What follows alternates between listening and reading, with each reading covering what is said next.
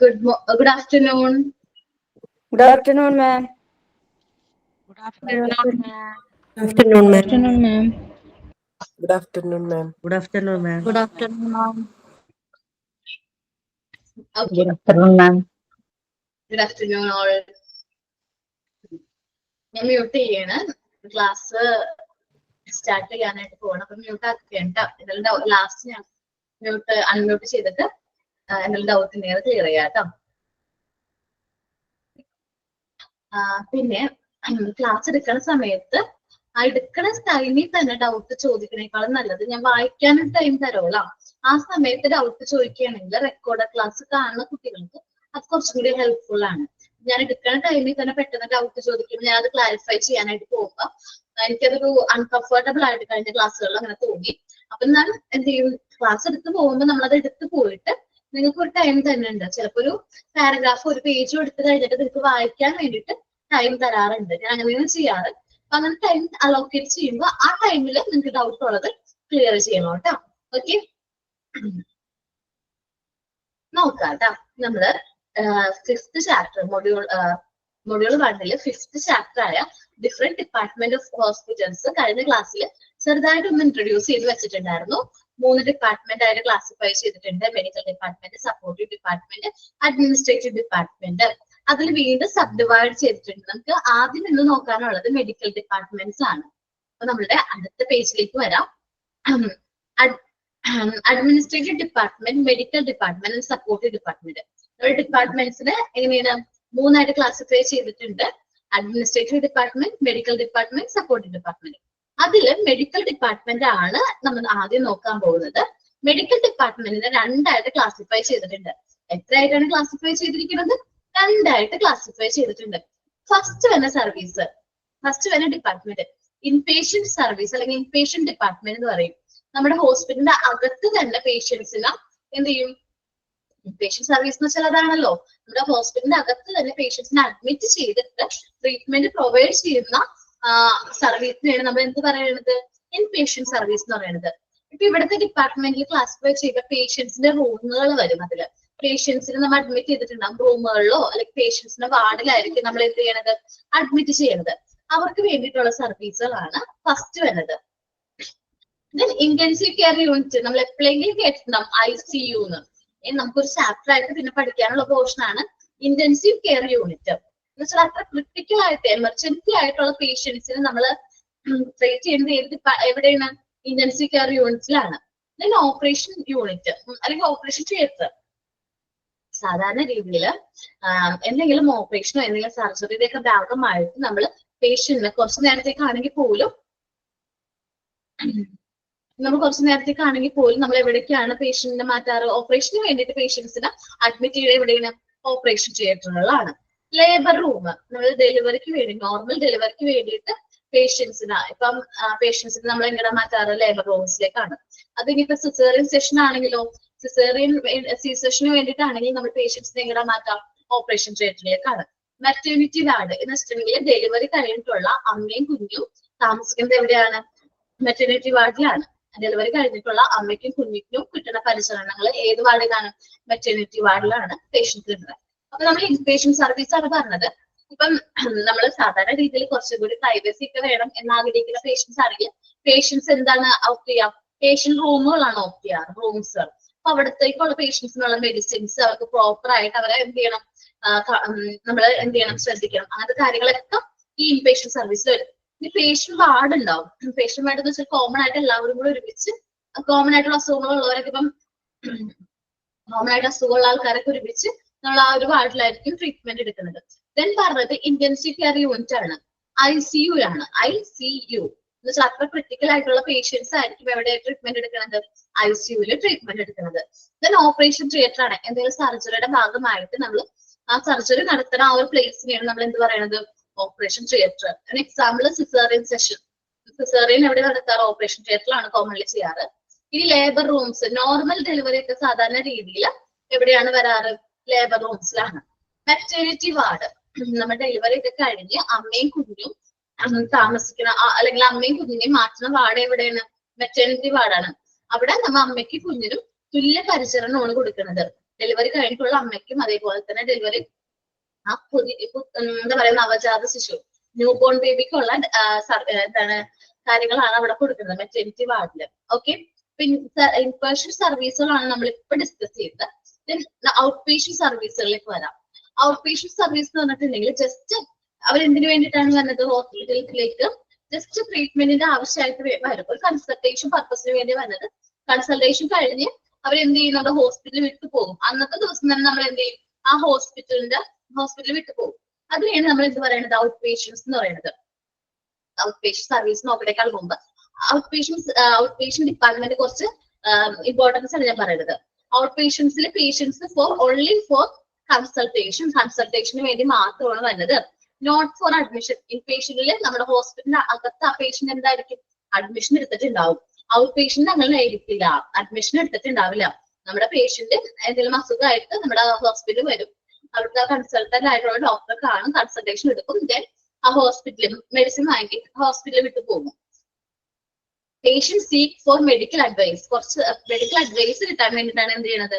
Patient സാധാരണ രീതിയിൽ വരാറ്. Medication for them to take for a certain period of time. ചിലപ്പോൾ ഒരു 5 ഡേയ്സിലേക്ക് ചിലപ്പോൾ ഒരു മെഡിസിൻ എഴുതും. കുറച്ച് കോംപ്ലിക്കേഷൻ എന്തെങ്കിലും ഉണ്ടെങ്കിൽ 15 ഡേയ്സിലേക്ക് എഴുതും, അല്ലെങ്കിൽ 7 ഡേയ്സിലേക്ക് എഴുതും. ആ അസുഖം നോക്കിയിട്ടായിരിക്കും നമ്മൾ എന്ത് ചെയ്യണം? മെഡിക്കേഷൻ കണ്ടിന്യൂ ചെയ്യണോ, എത്ര നാളത്തേക്ക് കണ്ടിന്യൂ ചെയ്യണം എന്നൊക്കെ പറയുന്നത്. Patients are then asked to come back for a follow up checkup.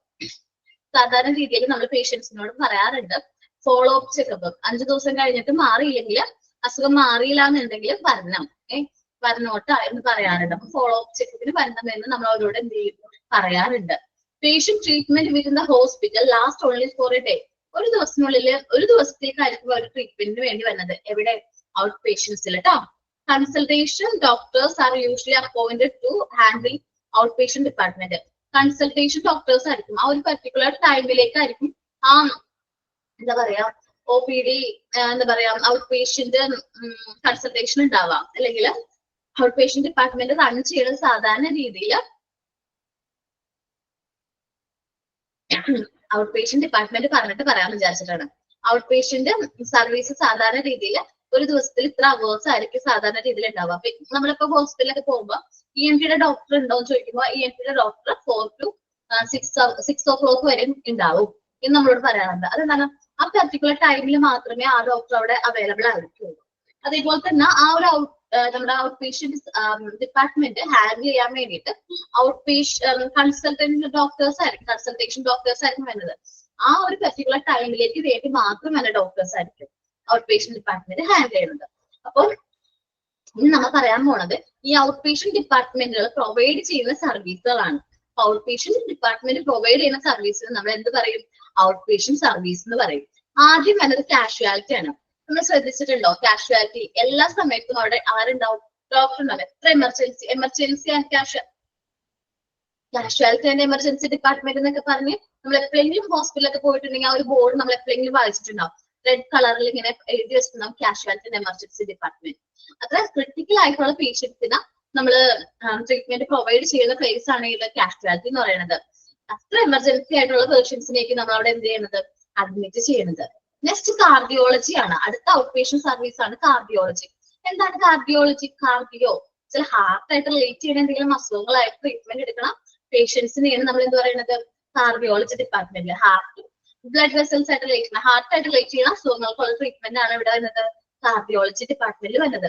അപ്പൊ നിങ്ങൾ കാഷ്വാലിറ്റിയിൽ ഇരിക്കുക എമർജൻസി ഡിപ്പാർട്ട്മെന്റ് ഷോർട്ട് ആയിട്ടൊക്കെ എഴുതി വെച്ചോ. കാർഡിയോളജി ആദ്യമായിട്ടാണ് കേൾക്കുന്നെങ്കിൽ അവിടെ എന്ത് ചെയ്യുക? ട്രീറ്റ്മെന്റ് ഫോർ ഹാർട്ടെന്നോ അങ്ങനെ എഴുതി വെച്ചോ കേട്ടോ. ഡ്രീമറ്റോളജി. എന്താണ് ഡ്രീമറ്റോളജി എന്ന് അറിയാവോ? സ്കിൻ, അതായത് ത്വക്ക് രോഗ വിഭാഗമാണ്. ത്വക്ക് രോഗങ്ങൾക്ക് വേണ്ടിയിട്ട് സ്പെഷ്യലൈസ് ചെയ്തിരിക്കുന്ന ഒരു വിഭാഗത്തിനെയാണ് നമ്മൾ എന്ത് പറയുന്നത്? ഡ്രീമറ്റോളജി എന്ന് പറയുന്നത്. നെക്സ്റ്റ് ഡിപ്പാർട്ട്മെന്റ് ആണ് ENT എന്ന് പറയും. ഇയർ, നോസ്, തോട്ട് റിലേറ്റഡ് ആയിട്ടുള്ള അസുഖങ്ങൾക്ക് വേണ്ടിയിട്ട് നമ്മൾ ട്രീറ്റ്മെന്റ് എടുക്കുന്നത് ഏത് ഡിപ്പാർട്ട്മെന്റിലായിരിക്കും? ENT-യിലായിരിക്കും. ഇയർ, നോസ്, തോട്ട്. ഇനി അടുത്താണ് ജെറിയാട്രിക്സ്. ജെറിയാട്രിക്സ് എന്ന് വെച്ചാല് വയോജനങ്ങൾക്ക് വേണ്ടിയിട്ട് ഒരുപാട് ഏജ്ഡ് ആയിട്ടുള്ള ആൾക്കാരുണ്ടല്ലോ. ഏജ്ഡ് ആയിട്ടുള്ള ആൾക്കാർക്ക് കോമൺ ആയിട്ട് BP, ഷുഗർ, പ്രഷർ, ഒരുപാട് അസുഖങ്ങൾ ഉണ്ടാവും. അവർക്ക് വേണ്ടിയിട്ട് ആ വയോജനങ്ങൾക്ക് വേണ്ടിയിട്ടുള്ള ട്രീറ്റ്മെന്റ് പ്രൊവൈഡ് ചെയ്യുന്ന ഒരു ഡിപ്പാർട്ട്മെന്റ് ആണ് ജെറിയാട്രിക്സ് എന്ന് പറയുന്നത്. ഗ്യാസ്ട്രോഎൻട്രോളജി എന്ന് പറയുന്ന ഡിപ്പാർട്ട്മെന്റ് ഉദര രോഗ വിഭാഗമാണ്. നമ്മുടെ സ്റ്റൊമക്ക് ആയിട്ട് റിലേറ്റ് ചെയ്യുന്ന എന്തെങ്കിലും അസുഖങ്ങൾ ഉണ്ടെങ്കിൽ നമ്മുടെ ട്രീറ്റ്മെന്റ് എടുക്കുന്ന എവിടെയാണ്? ഗ്യാസ്ട്രോഎൻട്രോളജിയിലാണ്. General surgery relating to surgery, സാധാരണ സർജറി ആയിട്ട് റിലേറ്റ് ചെയ്യുന്ന കാര്യങ്ങളാണ് ഇവിടെ വരുന്നത്, ജനറൽ സർജറിയിൽ വരുന്നത്. ഹെമറ്റോളജി എന്ന് പറഞ്ഞിട്ടുണ്ടെങ്കിൽ, ഹെമറ്റോളജി എന്ന് പറഞ്ഞാൽ രക്തമായിട്ട് റിലേറ്റ് ചെയ്യണം, രക്തവുമായി ബന്ധപ്പെട്ട രോഗങ്ങളെ കുറിച്ചുള്ള പഠന വിഭാഗമാണ് ഹെമറ്റോളജി. ഒബ്സ്ട്രാറ്റിക്സ് എന്ന് വെച്ചിട്ടുണ്ടെങ്കിൽ നമ്മൾ ചൈൽഡ് ബർത്ത് ഉണ്ടല്ലോ, ചൈൽഡ് ബർത്തും അത് കഴിഞ്ഞിട്ടുള്ള നമ്മുടെ എന്താ പറയാ ഡെലിവറി കഴിയുന്നവരെയും ഏതാണ് ഡിപ്പാർട്ട്മെന്റ്? ഗൈനക്കോളജി ആണ്. ഗൈനക്കോളജിയിലാണ് ഡെലിവറി വരെയുള്ള അമ്മയുടെ ട്രീറ്റ്മെന്റ് എല്ലാം നോക്കുന്നത്. അത് കഴിഞ്ഞിട്ട് വന്ന ഡിപ്പാർട്ട്മെന്റ് ആണ് ഒബ്സ്ട്രാറ്റിക്സ് എന്ന് പറയുന്നത്. എന്ന് വെച്ചാല് നമ്മള് കുട്ടി ജനിച്ച് ന്യൂ ബോൺ ബേബിയുടെ ചികിത്സ അല്ലെങ്കിൽ ന്യൂ ബോൺ ബേബിക്ക് വേണ്ടുള്ള കെയറും പുതിയ നമ്മുടെ അമ്മയ്ക്ക് വേണ്ടുള്ള കെയറും കൊടുക്കുന്നത് ഏത് ഡിപ്പാർട്ട്മെന്റാണ്? ഒബ്സ്ട്രാറ്റിക്സിലാണ്. പീഡിയാട്രിക്സ് അറിയാനുള്ള കുട്ടികൾക്ക് വേണ്ടിയിട്ടുള്ള ശിശുരോഗ വിഭാഗത്തിനാണ് നമ്മൾ എന്ത് പറയുന്നത്? പീഡിയാട്രിക്സ് എന്ന് പറയുന്നത്. ന്യൂറോളജി അറിയാല നാഡീവ്യവസ്ഥയിൽ എന്തെങ്കിലും തകരാറുകളോ അങ്ങനെ എന്തെങ്കിലും ഉണ്ടെങ്കിൽ അത് കൈകാര്യം ചെയ്യുന്ന വിഭാഗമാണ് ഇത് ന്യൂറോളജി. ഓങ്കോളജി അറിയാലോ, ഓങ്കോളജി നമ്മൾ ഈയിടെ ആയിട്ട് നമ്മൾ മിക്കപ്പോഴും കേൾക്കാറുണ്ട്, ഏതാണ്? അർബുദത്തിനുള്ള ചികിത്സയുടെ വിഭാഗമാണ്. ക്യാൻസർ ആയിട്ട് റിലേറ്റഡ് ആയിട്ടുള്ള അസുഖങ്ങൾക്കുള്ള ട്രീറ്റ്മെന്റ് ആണ് ഓങ്കോളജി എന്ന് പറയുന്ന ഡിപ്പാർട്ട്മെന്റ് പ്രൊവൈഡ് ചെയ്യുന്നത്. ഒഫ്താൽമോളജി അറിയോ? ഐ ആയിട്ട് റിലേറ്റ്. ഓക്കെ, ഒഫ്താൽമോളജി എന്ന് പറഞ്ഞിട്ടുണ്ടെങ്കിൽ ഐ ആയിട്ട് നമ്മുടെ കണ്ണുകളെ കുറിച്ചിട്ടുള്ള പഠനത്തിന് അല്ലെങ്കിൽ അവർക്ക് കണ്ണുകൾക്ക് വേണ്ടിയിട്ടുള്ള ട്രീറ്റ്മെന്റ് പ്രൊവൈഡ് ചെയ്യുന്നത് എവിടെ? ഒഫ്താൽമോളജി. അപ്പൊ ഞാൻ പറഞ്ഞു കുറെ ഹെഡിങ്ങൾ വായിച്ചു. ആ ഹെഡിങ്ങൾ ഒന്നും കൂടി പറയാം. കാഷ്വാലിറ്റി എന്ന് പറയുന്നത് emergency, cardiology heart, dermatology skin, ear nose തോട്ട് DNT റിലേറ്റഡ് അസുഖങ്ങള്. ജെറിയാട്രിക്സ് എന്താണ്? ജെറിയാട്രിക്സ് എന്ന് പറയുന്നത് വയോജനങ്ങൾ, ഓൾഡ് ഏജ് ആയിട്ടുള്ള ആൾക്കാർക്ക് വേണ്ടിയുള്ള ട്രീറ്റ്മെന്റ്. ഗ്യാസ്ട്രോഎൻട്രോളജി സ്റ്റൊമക്ക് റിലേറ്റഡ് അസുഖങ്ങൾ. ജനറൽ സർജറി മൈനർ സർജറി ഒക്കെ ചെയ്യുന്നത്. ഹെമറ്റോളജി ബ്ലഡ് ആയിട്ട്. Obstetrics new born baby and mother, new born ബേബീസിനുള്ള കെയറും അമ്മമാർക്കുള്ള കെയറും. പീഡിയാട്രിക്സ് ശിശുരോഗ വിഭാഗം, ചിൽഡ്രൻസ് കെയറിന് എഴുതാലും മതി. ന്യൂറോളജി നാഡീ വ്യവസ്ഥ, നെർവസ് സിസ്റ്റം ആയിട്ട് റിലേറ്റ് ചെയ്യുന്ന കാര്യങ്ങൾ. ഓങ്കോളജി ക്യാൻസർ ആയിട്ട് റിലേറ്റ് ചെയ്യുന്നത്. ഒഫ്താൽമോളജി ഐ ആയിട്ട് റിലേറ്റ് ചെയ്യുന്ന കാര്യങ്ങൾക്കുള്ള ട്രീറ്റ്മെന്റ്. അപ്പോൾ ഞാനിത് വായിച്ചു പറഞ്ഞു. ഇത് നമ്മൾ വിചാരിക്കുക സിമ്പിൾ ആണെന്ന്. ഇനി ഇത് ഓരോന്നും നമ്മൾ കൂടുതലായിട്ട് ഡീറ്റെയിൽഡ് ആയിട്ടാണ് നമ്മൾ ഇനി ഈ ചാപ്റ്റർ മൊത്തമായിട്ട് പഠിക്കാൻ പോകുന്നത്. നിങ്ങൾക്ക് വേണ്ടി ഒരു ഉപദേശം തരാം. ഈ ചാപ്റ്റർ പഠിച്ചു കഴിഞ്ഞാൽ ഈ ഡിപ്പാർട്ട്മെന്റ്സ് എല്ലാം പഠിച്ചു കഴിഞ്ഞിട്ടുണ്ടെങ്കിൽ നിങ്ങൾക്ക് ബാക്കി എല്ലാ ചാപ്റ്റേഴ്സും ഈസി ആയിട്ട് തന്നെ തോന്നുള്ളൂ. കാരണം നമ്മൾ ഈ പഠിക്കുന്ന ഡിപ്പാർട്ട്മെന്റ്സ് പലതും നമുക്ക് ഭാവിയിൽ യൂസ് ചെയ്യാൻ പറ്റും, ഇനി വന്ന ചാപ്റ്റേഴ്സുകളിൽ യൂസ് ചെയ്യാനായിട്ട് പറ്റും. അപ്പൊ നല്ല രീതിയിൽ കോൺസെൻട്രേഷനോട് കൂടി എന്ത് ചെയ്യാം, നിങ്ങളിത് ഓരോന്ന് പഠിക്കാൻ നോക്കാം. അതേപോലെ തന്നെ മൊഡ്യൂൾ 1 ഏറ്റവും ഇമ്പോർട്ടന്റ് ആയിട്ടും ഏറ്റവും കൂടുതൽ ക്വസ്റ്റ്യൻസ് ചോദിക്കുന്ന ചാപ്റ്റർ ആണ് ഏത് ഡിപ്പാർട്ട്മെന്റ് എന്നുള്ളത്. മാക്സിമം നല്ല രീതിയിൽ അത് എന്ത് ചെയ്യാൻ നോക്കാം, ആൻസർ ചെയ്യാനായിട്ട് നോക്കാം. ഔട്ട് പേഷ്യന്റ് ഡിപ്പാർട്ട്മെന്റ് ഞാൻ എക്സ്പ്ലെയിൻ ചെയ്തിട്ടില്ല കുറച്ച്, അതൊന്ന് വായിച്ച് എക്സ്പ്ലെയിൻ ചെയ്യാൻ പോണുള്ളൂ. ഓക്കെ, ഇതൊന്ന് വായിച്ചു നോക്കി. ഇൻ പേഷ്യന്റ് സർവീസ് എന്താണ്? Out patient service. Oncology cancer ആയിട്ട് റിലേറ്റ് ചെയ്യുന്ന, അർബുദമായിട്ട് റിലേറ്റ് ചെയ്യുന്ന അസുഖങ്ങൾക്കുള്ള ട്രീറ്റ്മെന്റ്. ഒന്ന് വായിച്ചു നോക്കി എല്ലാവരും.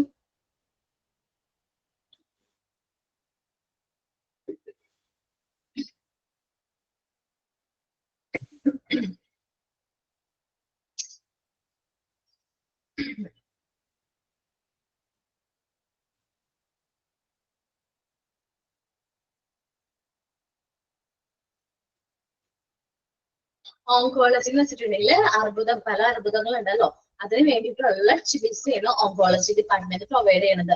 നമുക്ക് ഒഫ്താൽമോളജി എന്ന് പറഞ്ഞിട്ടുണ്ടെങ്കിൽ ഐ റിലേറ്റഡ് ആയിട്ടുള്ള അസുഖങ്ങൾക്കുള്ള ട്രീറ്റ്മെന്റ്. ജസ്റ്റ് പേര് മാത്രമേ പറഞ്ഞു പോയിട്ടുള്ളൂ, നമുക്ക് ഓരോന്നും പഠിക്കാനുണ്ട്, ഡീറ്റെയിൽഡ് ആയിട്ട് പഠിക്കാനുണ്ട്. അവിടെ ആരാണ് ട്രീറ്റ്മെന്റ് പ്രൊവൈഡ് ചെയ്യുന്നത്, അവിടെ എന്ത് അസുഖങ്ങൾക്കൊക്കെ ട്രീറ്റ്മെന്റ് പ്രൊവൈഡ് ചെയ്യുന്നത്, ഏതൊക്കെയാണ് അസുഖം എന്നൊക്കെ പറഞ്ഞ് ഡീറ്റെയിൽഡ് ആയിട്ട് പഠിക്കാനുണ്ട്. ജസ്റ്റ് ആ പേരുകൾ മാത്രം ഒന്ന് പറഞ്ഞു പോകുന്നുള്ളൂ കേട്ടോ.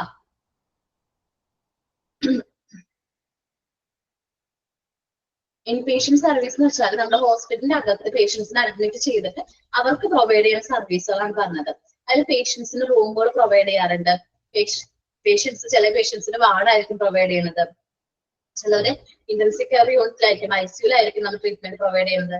ചിലവർക്ക് ഓപ്പറേഷൻ വേണ്ടായിട്ട് വരും, അപ്പൊ നമ്മൾ ഓപ്പറേഷൻ തിയേറ്ററിലായിരിക്കും അവർക്ക് വേണ്ടിയുള്ള ട്രീറ്റ്മെന്റ് പ്രൊവൈഡ് ചെയ്യുന്നത്. ലേബർ റൂം എന്ന് വെച്ചിട്ടുണ്ടെങ്കിൽ നമ്മൾ ഡെലിവറി നോർമൽ ഡെലിവറിക്കുള്ള ആ ഒരു സ്പേസിലാണ് ലേബർ റൂം എന്ന് പറയുന്നത്. മെറ്റർനിറ്റി വാർഡ് എന്ന് പറഞ്ഞിട്ടുണ്ടെങ്കിൽ ഡെലിവറി കഴിഞ്ഞിട്ടുള്ള അമ്മയും കുട്ടിയും ട്രീറ്റ്മെന്റ് കൊടുക്കുന്ന വാർഡാണ് മെറ്റർനിറ്റി വാർഡ് എന്ന് പറയുന്നത്. ഇത്രയുമാണ് ഇവിടെ പറയണേ കേട്ടോ.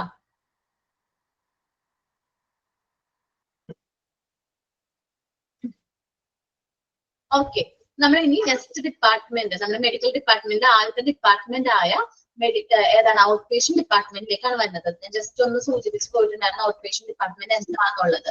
അപ്പൊ നമുക്ക് ഡീറ്റെയിൽഡ് ആയിട്ട് നോക്കാം. അപ്പൊ ഞാൻ പറഞ്ഞപ്പോ എന്താ പറഞ്ഞത്, ഇവിടെ പേഷ്യൻസ് വരുന്നത് കൺസൾട്ടേഷന് വേണ്ടി മാത്രമാണ്. ഫസ്റ്റ് പറഞ്ഞ ഓൺലി ഫോർ കൺസൾട്ടേഷന് വേണ്ടി മാത്രമാണ് പേഷ്യൻസ് എവിടേക്ക് വരുന്നത്, ഔട്ട് പേഷ്യന്റ് ഡിപ്പാർട്ട്മെന്റിലേക്ക് വരുന്നത്. നോട്ട് ഫോർ അഡ്മിഷൻ, ഇതിന് വേണ്ടിയിട്ടല്ല, അഡ്മിഷന് വേണ്ടിയിട്ടല്ല. Patients seek for medical advice എന്നാണ് സാധാരണ രീതിയിൽ മെഡിക്കൽ അഡ്വൈസ് ആണ് എടുക്കാറ്.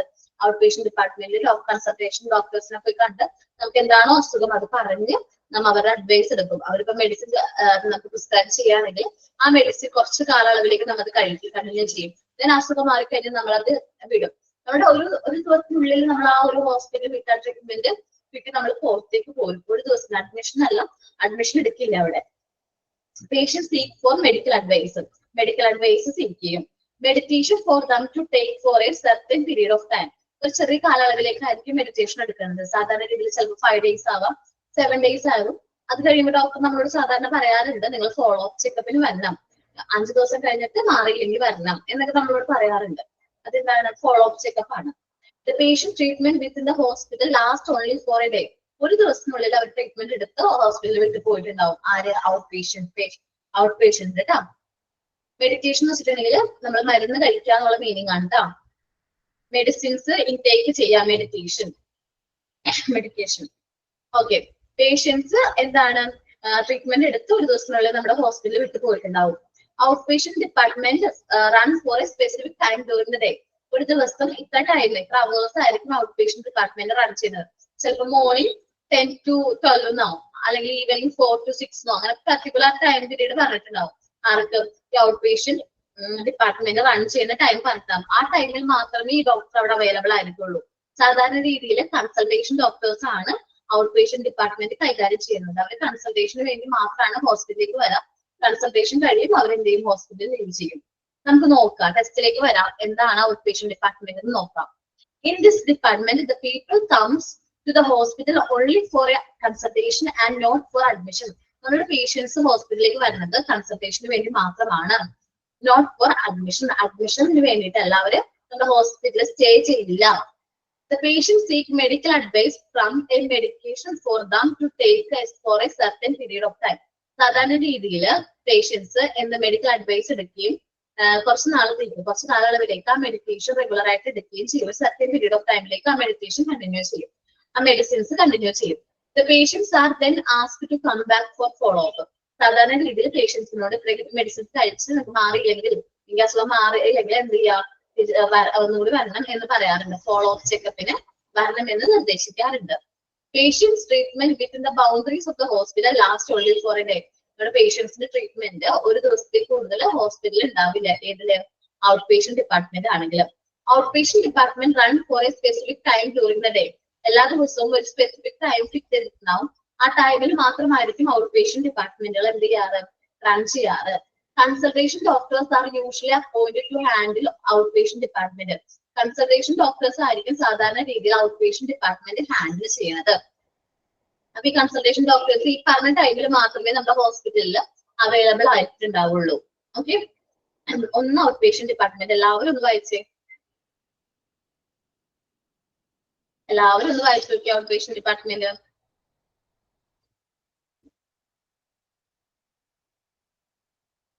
ക്ലിയർ ആണോ എല്ലാവർക്കും?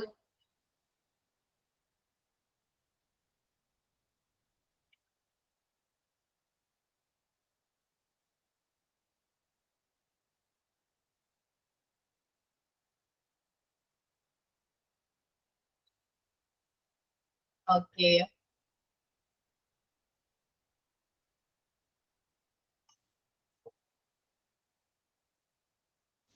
ഓക്കെ.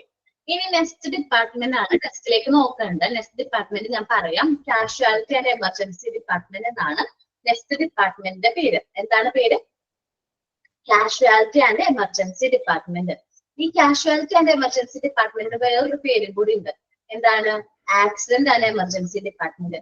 കാഷ്വാലിറ്റി ആൻഡ് എമർജൻസി ഡിപ്പാർട്ട്മെന്റിന്റെ അനദർ നെയിം ആണ് എന്ത്, ആക്സിഡന്റ് ആൻഡ് എമർജൻസി ഡിപ്പാർട്ട്മെന്റ്. നമ്മുടെ ഹോസ്പിറ്റലിലേക്ക് ആംബുലൻസിൽ അത്ര ക്രിട്ടിക്കൽ ആയിട്ടുള്ള പേഷ്യൻസിനെയാണോ നമ്മൾ ആംബുലൻസിൽ കൊണ്ടുവരാറ് ഹോസ്പിറ്റലിലേക്ക്. അത്ര ക്രിട്ടിക്കൽ ആയിട്ടുള്ള പേഷ്യൻസിന് വേണ്ട ട്രീറ്റ്മെന്റ് ആണ് എവിടെ പ്രൊവൈഡ് ചെയ്യുന്നത്, കാഷ്വാലിറ്റി ആൻഡ് എമർജൻസി ഡിപ്പാർട്ട്മെന്റിൽ പ്രൊവൈഡ് ചെയ്യുന്നത്. ആംബുലൻസിൽ നമ്മുടെ ഹോസ്പിറ്റലിലേക്ക് അത്ര ക്രിട്ടിക്കൽ ആയിട്ട് എമർജൻസി ആയിട്ട് കൊണ്ടുവരുന്ന പേഷ്യൻസിനെയാണ് എവിടെ ഹാൻഡിൽ ചെയ്യുന്നത്, ആക്സിഡന്റ് ആൻഡ് എമർജൻസി ഡിപ്പാർട്ട്മെന്റിൽ ഹാൻഡിൽ ചെയ്യുന്നത്. ചിലപ്പോൾ ഹാർട്ട് അറ്റാക്ക് ആയിട്ട് വന്ന പേഷ്യൻസ് ഉണ്ടാവും, ചിലപ്പോൾ ആക്സിഡന്റ് പറ്റിയിട്ട് വന്ന പേഷ്യന്റ് ഉണ്ടാവും. ഇവർക്ക് വേണ്ടിയിട്ടുള്ള എന്താ പറയാ, നമ്മൾ ഒരു പേഷ്യന്റ് ഒരു ആക്സിഡന്റ് സംഭവിച്ചു കഴിഞ്ഞിട്ടുണ്ടെങ്കിൽ ആ ഒരു ടൈം എന്ന് പറയുന്നത് ഫസ്റ്റ് അവേഴ്സ് എന്ന് പറയുന്നത് ഗോൾഡൻ അവേഴ്സ് എന്നാ പറയുന്നത്. ഏറ്റവും ഇമ്പോർട്ടന്റ് ആയിട്ടുള്ള അവേഴ്സ് ആണ് ഫസ്റ്റ് അവേഴ്സ്. ആ പേഷ്യന്റ് ജീവിതത്തിലേക്ക് തിരിച്ചു വരണോ അല്ലെങ്കിൽ മരണത്തിലേക്ക് പോകുന്നോ എന്ന് തീരുമാനിക്കുന്നത് ആ ഗോൾഡൻ അവേഴ്സ് ആണ്. ഒരു പേഷ്യന്റ് ഈ ഗോൾഡൻ അവേഴ്സിൽ ഈ എന്താ ആക്സിഡന്റ് പറ്റി ഗോൾഡൻ അവേഴ്സിനുള്ളിൽ ട്രീറ്റ്മെന്റ് കിട്ടിയില്ലെങ്കിൽ അദ്ദേഹത്തിന്റെ ലൈഫ് ഡേഞ്ചറിലേക്ക് പോകാനുള്ള ചാൻസ് ഉണ്ട്. അപ്പോ അതിന് വേണ്ടിയിട്ട് ഈ പെട്ടെന്ന് ട്രീറ്റ്മെന്റ് എത്തിക്കാൻ വേണ്ടിയിട്ടാണ് നമ്മൾ എന്ത് ചെയ്യണത്, ഈ കാഷ്വാലിറ്റി ആൻഡ് എമർജൻസി ഡിപ്പാർട്ട്മെന്റിലേക്ക് പേഷ്യൻസിനെ കൊണ്ടുവരുന്നത്. സാധാരണ രീതിയിൽ 24 മണിക്കൂറും എല്ലാ ഹോസ്പിറ്റൽസിലും എമർജൻസി ഡിപ്പാർട്ട്മെന്റുകൾ വർക്ക് ചെയ്യാറുണ്ട്. എത്ര മണിക്കൂറാണ് വർക്ക് ചെയ്യാറ്, 24 മണിക്കൂർ വർക്ക് ചെയ്യാറുണ്ട്. Full time round the clock എന്നൊക്കെ പറയും. 24 അവേഴ്സ് നമ്മുടെ ഹോസ്പിറ്റലിൽ വർക്ക് ചെയ്യും കാഷ്വാലിറ്റി ആൻഡ് എമർജൻസി ഡിപ്പാർട്ട്മെന്റ്. നിങ്ങൾ രാത്രി ഒരു 12 മണിയൊക്കെ ആയി കഴിയുമ്പോൾ ഹോസ്പിറ്റലിൽ പോയിട്ടുണ്ടെങ്കിൽ, അത്യാവശ്യം സ്പെഷ്യാലിറ്റി ഹോസ്പിറ്റലൊക്കെയാണ്, അല്ലെങ്കിൽ സാധാരണ ഗവൺമെന്റ് ഹോസ്പിറ്റലിൽ പോയാൽ പോലും നമ്മൾ ഈ കാഷ്വാലിറ്റി വർക്ക് ചെയ്യുന്നുണ്ടാവും. അവിടെ കാഷ്വാലിറ്റി വർക്ക് ചെയ്യുന്നുണ്ടാവും. 24 മണിക്കൂറും എന്ത് ചെയ്യും, ആ കാഷ്വാലിറ്റി വർക്ക് ചെയ്യും. അവിടെ ആരുണ്ടാവും, അവിടെ ഡോക്ടറും അവൈലബിൾ ആയിട്ടുള്ള നേഴ്സും ഉണ്ടാവും. നമ്മൾ ശ്രദ്ധിച്ചാൽ മനസ്സിലാവും, കാഷ്വാലിറ്റി എന്ന് പറഞ്ഞാൽ അറൌണ്ട് ദ ക്ലോക്ക് ആണ്. 24 മണിക്കൂറും എന്ത് ചെയ്തോണ്ടിരിക്കും, വർക്ക് ചെയ്തോണ്ടിരിക്കും. ഇനി കാഷ്വാലിറ്റിയിലേക്ക് വരുന്ന പേഷ്യൻസ് പല ടൈപ്പ് അസുഖങ്ങളായിട്ടുള്ള പേഷ്യൻസ് ആണ് കാഷ്വാലിറ്റിയിലേക്ക് വരാം. അപ്പൊ ഈ പേഷ്യൻസിന് നമുക്ക് പല എക്യുപ്മെന്റ്സ് ഒക്കെ യൂസ് ചെയ്യേണ്ടതായിട്ട് വരും. ഇതിനെല്ലാവരും നമ്മുടെ കാഷ്വാലിറ്റി ഡിപ്പാർട്ട്മെന്റ് എന്തായിരിക്കണം, പ്രാപ്തരായിരിക്കണം, എക്യുപ്പൈഡ് ആയിരിക്കണം. ഏതൊരു സിറ്റുവേഷനും ഹാൻഡിൽ ചെയ്യാനായിട്ട് കാഷ്വാലിറ്റി ഡിപ്പാർട്ട്മെന്റ് എങ്ങനെയായിരിക്കണം, എക്യുപ്പൈഡ് ആയിരിക്കണം. ഇനി നമ്മുടെ ഹോസ്പിറ്റലിലേക്ക് ഈ പേഷ്യൻസ് വന്നു എന്ന് വിചാരിക്കുക. ഒന്നിൽ കൂടുതൽ പേഷ്യൻസ് വന്നു കഴിഞ്ഞാൽ ഏറ്റവും കാഷ്വാലിറ്റി ഡോക്ടർ ആണെങ്കിൽ ഏറ്റവും എമർജൻസി ആയിട്ടുള്ള പേഷ്യന്റിന് എനിക്ക് ഫസ്റ്റ് ട്രീറ്റ്മെന്റ് കൊടുക്കാറ്. പ്രയോറിറ്റി അനുസരിച്ചാണ്, എമർജൻസി അനുസരിച്ചാണ്, അല്ലെങ്കിൽ എമർജൻസി അല്ലെങ്കിൽ ഇഞ്ചുറിയുടെ തോത് അനുസരിച്ചാണ് സാധാരണ രീതിയിൽ എന്ത് ചെയ്യാറ്, നമ്മൾ ട്രീറ്റ്മെന്റ് കൊടുക്കാറ്. നമ്മൾ കാഷ്വാലിറ്റി ക്യൂ നിൽക്കാണ്. പെട്ടെന്ന് ഒരു ആക്സിഡന്റ് കേസ് വന്നു, കാഷ്വാലിറ്റി ഡോക്ടർ എന്ത് ചെയ്യും, വേഗം ആ ആക്സിഡന്റ് കേസിന് അറ്റൻഡ് ചെയ്യും. കാരണം എന്താണ്, അദ്ദേഹത്തിന്റെ ജീവനാണ് അത് ഏറ്റവും ഇമ്പോർട്ടന്റ്. കാരണം ബാക്കിയുള്ളവരൊക്കെ ട്രീറ്റ്മെന്റ് വേണം, ഇമ്പോർട്ടന്റ് ആണ്. എന്നാൽ പോലും അദ്ദേഹത്തിന് ആ ടൈമിൽ കൊടുക്കുന്ന ട്രീറ്റ്മെന്റ് എന്ന് വെച്ചാൽ അത്ര എന്താ പറയാ വാല്യുബിൾ ആണ്. ഗോൾഡൻ അവേഴ്സിൽ കൊടുക്കുന്ന ട്രീറ്റ്മെന്റ് ആണ്. ആ ഒരു പേഷ്യന്റ് ജീവിക്കണോ അല്ലെങ്കിൽ നമ്മുടെ ലൈഫിലേക്ക് തിരിച്ചു വരണോ അല്ലെങ്കിൽ മരണപ്പെടണോ എന്ന് തീരുമാനിക്കണം. അതുകൊണ്ടാണ് അവർ എന്ത് ചെയ്യണത്, കുറച്ചുകൂടി പ്രയോറൈസ് ചെയ്യുന്നത്. എമർജൻസിയുടെ തോത് അനുസരിച്ചാണ് അവർ ട്രീറ്റ്മെന്റ് പ്രൊവൈഡ് ചെയ്യുന്നത്. ഇനി immediate treatment being sent to ഈ സ്പെഷ്യലൈസ്ഡ് ഡിപ്പാർട്ട്മെന്റ്, ഹാർട്ട് അറ്റാക്ക് ആയിട്ട് വന്നൊരു പേഷ്യന്റ് ആണെങ്കിൽ, നെഞ്ചുവേദനയായിട്ട് വന്ന പേഷ്യന്റ് ആണെങ്കിൽ ശരിക്കും പറഞ്ഞ കാർഡിയോളജിയിലേക്കാണ് ട്രാൻസ്ഫർ ചെയ്യുന്നത്. പക്ഷെ എമർജൻസി ഡിപ്പാർട്ട്മെന്റ് വരുമ്പോൾ തന്നെ അദ്ദേഹത്തിന് ഹാർട്ട് അറ്റാക്ക് കൂടുതലാണ് അല്ലെങ്കിൽ നെഞ്ചുവേദന കൂടുതലാണ്, അബോധാവസ്ഥയിലേക്ക് പോയി എന്ന് വിചാരിക്കും. ദെൻ അവിടുത്തെ കാഷ്വാലിറ്റി ഡിപ്പാർട്ട്മെന്റ് കൈകാര്യം ചെയ്യുന്ന ഡോക്ടർ ഫസ്റ്റ് എന്ത് ചെയ്യും, CPR കൊടുക്കും. CPR കൊടുത്ത് സ്വബോധത്തിലേക്ക് വന്ന് അല്ലെങ്കിൽ ആ പേഷ്യന്റ് ബോധത്തിലേക്ക് കോൺഷ്യസ് ആയതിനു ശേഷമായിരിക്കും ബാക്കി എമർജൻസി നെക്സ്റ്റ് സ്പെഷ്യലൈസ്ഡ് ആയിട്ടുള്ള ഡിപ്പാർട്ട്മെന്റിലേക്ക് ട്രാൻസ്ഫർ ചെയ്യുന്നത്. നമ്മൾ ഐസിയിലേക്ക് മാറ്റുന്നതോ അല്ലെങ്കിൽ അങ്ങനെ എന്തെങ്കിലും ചെയ്യുന്നത് എങ്ങനെയായിരിക്കും, നമ്മളിവിടെ ഇമ്മീഡിയറ്റ് ആയിട്ടുള്ള ട്രീറ്റ്മെന്റ് പ്രൊവൈഡ് ചെയ്തതിനു ശേഷം മാത്രമായിരിക്കും എന്ത് ചെയ്യണത്, നമ്മള് പേഷ്യന്റിന് എമർജൻസി സ്പെഷ്യലൈസ്ഡ് ആയിട്ടുള്ള ഡിപ്പാർട്ട്മെന്റുകളിലേക്ക് മാറ്റുന്നത്. ഇത്രയുമാണ് കാഷ്വാലിറ്റി ആൻഡ് എമർജൻസി ഡിപ്പാർട്ട്മെന്റിൽ പറഞ്ഞത്. നമുക്കൊന്ന് വായിച്ചു നോക്കാം, എല്ലാവരും ടെസ്റ്റ് നോക്കാം. The department, also known as Accident and Emergency Department, Casualty and Emergency Department, വേറൊരു പേരുണ്ടെന്ന് പറഞ്ഞു, Accident and Emergency Department, handle the problems of the patient who have brought by an ambulance in emergency situation. ഇവിടെ എങ്ങനത്തെ പേഷ്യൻസിന്റെ problems ആണ് handle ചെയ്യുന്നത്, നമ്മൾ ആംബുലൻസിൽ ഹോസ്പിറ്റലിലേക്ക് എത്തിക്കുന്ന അത്രയും ക്രിട്ടിക്കൽ ആയിട്ടുള്ള പേഷ്യൻസിന്റെ പ്രോബ്ലംസ് ആണ് ഹാൻഡിൽ ചെയ്യുന്നത്. This department work around the clock. സാധാരണ രീതിയിൽ ഈ ഡിപ്പാർട്ട്മെന്റ് 24 മണിക്കൂർ വർക്ക് ചെയ്യും. അറൌണ്ട് ദ ക്ലോക്ക് എന്ന് പറഞ്ഞിട്ടുണ്ടെങ്കിൽ ക്ലോക്ക് മൊത്തം വെച്ചാൽ 24 മണിക്കൂറും അത് വർക്ക് ചെയ്യും. And is equipped to deal with all kinds of emergency. എല്ലാ തരം എമർജൻസി ഹാൻഡിൽ ചെയ്യാനായിട്ട് അവരുടെ കയ്യിൽ എന്തുണ്ടാവും, എക്യുപ്മെന്റ്സ് ഉണ്ടാവും, എക്യുപ്മെന്റ്സിന്റെ സപ്പോർട്ട് ഉണ്ടാവും. The patients are assessed according to the degree of injury and emergency. ഓരോ പേഷ്യൻസിന്റെയും ഡിഗ്രി ഓഫ് ഇഞ്ചുറിയും എമർജൻസി നോക്കിയിട്ടാണ് അവർ ട്രീറ്റ്മെന്റ് കൊടുക്കുന്നത്. ക്രിട്ടിക്കൽ ആയിട്ടുള്ള പേഷ്യൻസ് ആണെങ്കിൽ വേഗം ട്രീറ്റ്മെന്റ് കൊടുക്കും. എമർജൻസി കുറവാണെങ്കിൽ നമ്മൾ ആ പേഷ്യന്റ് കുറച്ച് ടൈം ക്രിട്ടിക്കൽ ആയിട്ടുള്ള പേഷ്യന്റ് നോക്കിയിട്ട് ആണ് നെക്സ്റ്റ് പേഷ്യന്റ് കൊടുക്കുള്ളൂ. And the given immediate treatment before being send to specialized department for future treatment. നമ്മളിപ്പോ സ്പെഷ്യലൈസ്ഡ് ആയിട്ടുള്ള ഡിപ്പാർട്ട്മെന്റിലേക്ക് ട്രാൻസ്ഫർ ചെയ്യുന്നതിന് മുമ്പായിട്ട് ഇമ്മീഡിയറ്റ് ആയിട്ട് നമുക്ക് എന്ത് ട്രീറ്റ്മെന്റ് ആണോ കൊടുക്കാൻ പറ്റുന്നത് ആ ഇമ്മീഡിയറ്റ് ആയിട്ടുള്ള ട്രീറ്റ്മെന്റ് എവിടെ കൊടുക്കും? കാഷ്വാലിറ്റി ആൻഡ് എമർജൻസി ഡിപ്പാർട്ട്മെന്റിൽ കൊടുക്കും. എന്നിട്ടാണ് നമ്മൾ സ്പെഷ്യലൈസ്ഡ് ആയിട്ടുള്ള, ഇപ്പൊ ഞാൻ പറഞ്ഞത് ഏതാണ് ഒരു എക്സാമ്പിൾ കാർഡിയോളജി ആണ് പറഞ്ഞത്, കാർഡിയാക് അറസ്റ്റ് ആണ് പറഞ്ഞത്. എന്ന് വെച്ചാൽ ഹാർട്ട് അറ്റാക്ക് ആയിട്ട് നമ്മൾ പേഷ്യന്റിനെ ഹോസ്പിറ്റലിലേക്ക് കൊണ്ടുവരികയാണ്, നെഞ്ചുവേദനയായിട്ടാണ് ഹോസ്പിറ്റലിലേക്ക് ആംബുലൻസ് വിളിച്ചു വന്നിരിക്കുന്നത്. പക്ഷെ ഇവിടെ വന്നപ്പോഴേക്കും ആളെ എന്താ അൺകോൺഷ്യസ് ആയി. അപ്പൊ ആ സമയത്ത് നമ്മൾ എന്താ കറക്റ്റ് ആയിട്ട് കൊടുക്കുന്നത്? CPR ആണ് കറക്റ്റ് ആയിട്ട് കൊടുക്കുന്നത്. CPR കൊടുത്താൽ മാത്രമേ ആ പേഷ്യന്റ് എന്ത് ചെയ്യാൻ പറ്റുള്ളൂ, ജീവൻ നിലനിർത്താൻ പറ്റുള്ളൂ. അതിനുശേഷം ഇമ്മീഡിയറ്റ് ട്രീറ്റ്മെന്റ് കൊടുത്തതിന് ശേഷം മാത്രമാണ് സ്പെഷ്യലൈസ്ഡ് ആയിട്ടുള്ള ഡിപ്പാർട്ട്മെന്റുകളിലേക്ക്, ഇപ്പൊ ഹാർട്ട് അറ്റാക്ക് ആയതുകൊണ്ട് കാർഡിയോളജി ഡിപ്പാർട്ട്മെന്റിലേക്കാണ് ട്രാൻസ്ഫർ ചെയ്യുക, അപ്പൊ കാർഡിയോളജിയിലേക്ക് ട്രാൻസ്ഫർ ചെയ്യുന്നത്. So casualty and emergency department വായിക്കാം, എന്നിട്ട് എന്തെങ്കിലും ഡൗട്ട് ഉണ്ടെങ്കിൽ ചോദിക്കാം.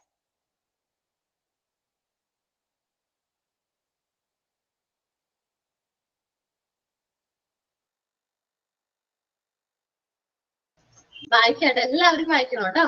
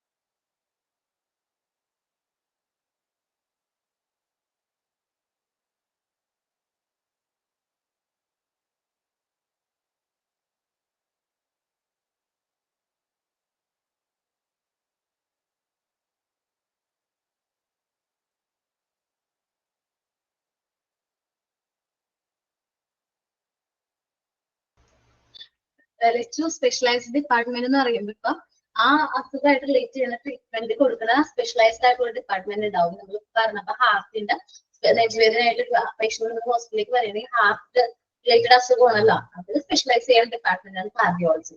നമ്മൾ ആ സ്പെഷ്യലൈസ്ഡ് ഡിപ്പാർട്ട്മെന്റിലേക്ക് ആ പേഷ്യന്റ് ട്രാൻസ്ഫർ ചെയ്യുന്നതിന് മുമ്പായിട്ട് എമർജൻസി ആയിട്ടുള്ള ട്രീറ്റ്മെന്റ് നമ്മൾ എവിടെ കൊടുക്കും? കാഷ്വാലിറ്റിയിൽ കൊടുക്കും. എന്നിട്ടായിരിക്കും നമ്മൾ എന്ത് ചെയ്യുന്നത്? പേഷ്യൻസിന് എവിടേക്ക് ട്രാൻസ്ഫർ ചെയ്യാറ്? സ്പെഷ്യലൈസ്ഡ് ആയിട്ടുള്ള ഡിപ്പാർട്ട്മെന്റിലേക്ക്. അതിൽ സ്പെഷ്യലൈസ് ചെയ്തിരിക്കണം, ആ അസുഖത്തിന് സ്പെഷ്യലൈസ് ചെയ്തിരിക്കണം ഡിപ്പാർട്ട്മെന്റിലേക്ക് ട്രാൻസ്ഫർ ചെയ്യാറ്. എല്ലാവർക്കും ക്ലിയർ ആയിട്ടുണ്ടോ ഈ portion? Casualty and emergency department.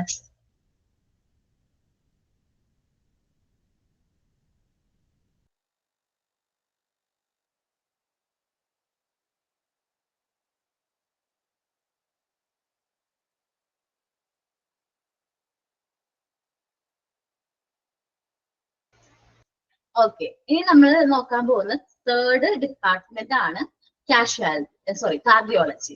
ഇത് ഇമ്പോർട്ടന്റ് ആയിട്ടുള്ള ഒരു ഡിപ്പാർട്ട്മെന്റ് ആണ്. ഒരുപാട് പുതിയ വേർഡ്സ് ഒക്കെ വരുന്നുണ്ട്, സോ നോക്കാം. ഒരുപാട് ശ്രദ്ധിക്കാനുള്ള ഒരു ഡിപ്പാർട്ട്മെന്റ് ആണ് നമ്മളുടെ കാർഡിയോളജി എന്ന് പറയുന്നത്. ഏറ്റവും ഇമ്പോർട്ടന്റ് ആയിട്ടുള്ള നമ്മുടെ ഡിപ്പാർട്ട്മെന്റിൽ തന്നെ ഇമ്പോർട്ടൻസ് ഉള്ള ഡിപ്പാർട്ട്മെന്റ് ആണ്. കൂടുതൽ ക്വസ്റ്റ്യൻസ് ഉള്ള ഡിപ്പാർട്ട്മെന്റ് ആണ്. ശ്രദ്ധിച്ചിരിക്കാം. ക്വസ്റ്റ്യൻസ് ഒക്കെ നമുക്ക് ഈ ചാപ്റ്റർ കഴിയുമ്പോ അല്ലെങ്കിൽ ഇന്നത്തെ ക്ലാസ് കഴിയുമ്പോൾ ഞാൻ ഇതിൽ നിന്ന് തന്നെ ക്വസ്റ്റ്യൻസ് ജസ്റ്റ് ഒന്ന് പറഞ്ഞു നോക്കാം. അപ്പൊ നിങ്ങൾക്ക് അത് ആൻസർ ചെയ്യാൻ പറ്റുന്നുണ്ടോ എന്ന് നിങ്ങളൊന്ന് ശ്രദ്ധിക്കണം കേട്ടോ. ഓക്കെ, അപ്പോ കാർഡിയോളജി ഡിപ്പാർട്ട്മെന്റ് നമ്മൾ എവിടേക്കൊക്കെ പറഞ്ഞു വന്നു. എന്തായിട്ട് റിലേറ്റ് ചെയ്യുന്ന അസുഖങ്ങൾക്കുള്ള ട്രീറ്റ്മെന്റ് ആണ് കാർഡിയോളജിയിൽ പ്രൊവൈഡ് ചെയ്യുന്നത്? ഹാർട്ടായിട്ട് റിലേറ്റ് ചെയ്യുന്നത്. ഹാർട്ടും സർക്കുലേഷൻ, നമ്മുടെ ബ്ലഡ് സർക്കുലേഷൻ ഉണ്ടല്ലോ, ഹാർട്ടും ബ്ലഡ് സർക്കുലേഷൻ ആയിട്ട് റിലേറ്റ് ചെയ്യുന്ന അസുഖങ്ങൾക്കുള്ള ട്രീറ്റ്മെന്റ് ആണ് ഏത് ഡിപ്പാർട്ട്മെന്റ് പ്രൊവൈഡ് ചെയ്യുന്നത്? കാർഡിയോളജി ഡിപ്പാർട്ട്മെന്റ് പ്രൊവൈഡ് ചെയ്യുന്നത്. അപ്പോ the department deals with the problems of the human heart and or circulation, blood circulation, human heart ആയിട്ട് അസുഖങ്ങൾക്കുള്ള ട്രീറ്റ്മെന്റ് ആണ് ഏത് ഡിപ്പാർട്ട്മെന്റ് പ്രൊവൈഡ് ചെയ്യണേ? കാർഡിയോളജി ഡിപ്പാർട്ട്മെന്റ് പ്രൊവൈഡ് ചെയ്യുന്നത്. കാർഡിയോളജി എന്ന് വെച്ചാൽ medical speciality that deals with diagnosis and treatment of disease and disorder of heart. നമ്മുടെ heart ആയിട്ട് relate ചെയ്യുന്ന അസുഖങ്ങൾക്കും ഡിസീസിനും ഡിസോർഡേഴ്സും എന്തെങ്കിലും പ്രശ്നങ്ങൾ ഉണ്ടെങ്കിൽ അതിനും വേണ്ടിയിട്ടുള്ള ട്രീറ്റ്മെന്റ് ആണ് ഏത് ഡിപ്പാർട്ട്മെന്റ് പ്രൊവൈഡ് ചെയ്യുന്നത്? കാർഡിയോളജി ഡിപ്പാർട്ട്മെന്റ് പ്രൊവൈഡ് ചെയ്യുന്നത്. Cardiology department inpatient out patient based treatment provide ചെയ്യും. നമ്മൾ പറഞ്ഞു ഇൻപേഷ്യൻ എന്ന് വെച്ചിട്ടുണ്ടെങ്കിൽ നമ്മുടെ ഹോസ്പിറ്റലിൽ ഇപ്പൊ അഡ്മിറ്റ് ആയിട്ടുള്ള പേഷ്യൻസിന് ട്രീറ്റ്മെന്റ് ചെയ്യും, പ്രൊവൈഡ് ചെയ്യും. അത് കൂടാണ്ട് ഹോസ്പിറ്റലിലേക്ക് ഒരാൾ നെഞ്ചുവേദനയായിട്ട് വരെയിടുക, അപ്പൊ അയാൾ എന്താണ് ഔട്ട് പേഷ്യന്റ് ആണ്, അദ്ദേഹത്തിന് വേണ്ട ട്രീറ്റ്മെന്റ് നമ്മൾ എന്ത് ചെയ്യാറുണ്ട്, കാർഡിയോളജി ഡിപ്പാർട്ട്മെന്റ് പ്രൊവൈഡ് ചെയ്യാറുണ്ട്. ഇനി മെയിൻ ആയിട്ട് റിലേറ്റ് ചെയ്യുന്ന കുറച്ച് അസുഖങ്ങളും ആ ഏരിയാസ് ഞാൻ പറഞ്ഞു പോവാൻ കേട്ടോ.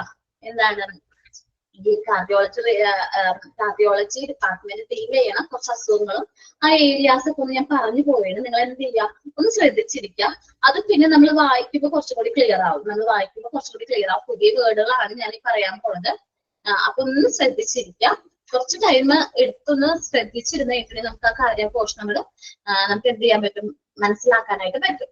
First, the biggest area of the heart disease treated in coronary artery disease.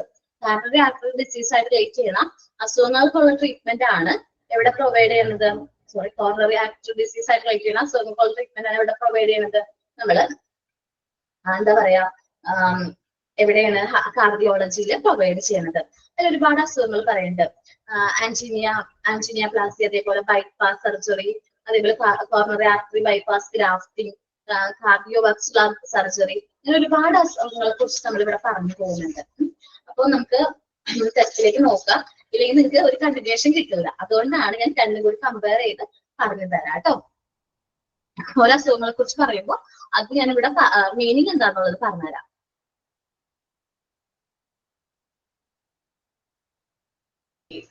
Okay, എല്ലാവരും നോക്കാം കേട്ടോ. നോക്കി, the department, as name indicated, deals with the problems of human heart and circulation, blood circulation. നമ്മൾ പറഞ്ഞതുപോലെ തന്നെ ഹ്യൂമൻ ഹാർട്ടിന്റെയും ബ്ലഡ് സർക്കുലേഷൻ ആയിട്ട് relate ചെയ്യുന്ന അസുഖങ്ങൾക്കുള്ള ട്രീറ്റ്മെന്റ് ആണ് ഏത് ഡിപ്പാർട്ട്മെന്റ് പ്രൊവൈഡ് ചെയ്യുന്നത്, കാർഡിയോളജി എന്ന് പറയുന്ന ഡിപ്പാർട്ട്മെന്റ് പ്രൊവൈഡ് ചെയ്യുന്നത്. Cardiology is a medical specialty that deals with the diagnosis and treatment of the diseases and disorder of the heart. Cardiology എന്ന് പറയുന്ന ഒരു മെഡിക്കൽ ഡിപ്പാർട്ട്മെന്റ് സ്പെഷ്യാലിറ്റി വിഭാഗമാണ്. ഇവിടെ നമ്മുടെ ഹാർട്ട് റിലേറ്റഡ് ആയിട്ടുള്ള അസുഖത്തിനോ ഉള്ള ട്രീറ്റ്മെന്റ് ആണ് ഏത് ഡിപ്പാർട്ട്മെന്റ് പ്രൊവൈഡ് ചെയ്യുന്നത്, കാർഡിയോളജി ഡിപ്പാർട്ട്മെന്റ് പ്രൊവൈഡ് ചെയ്യുന്നത്.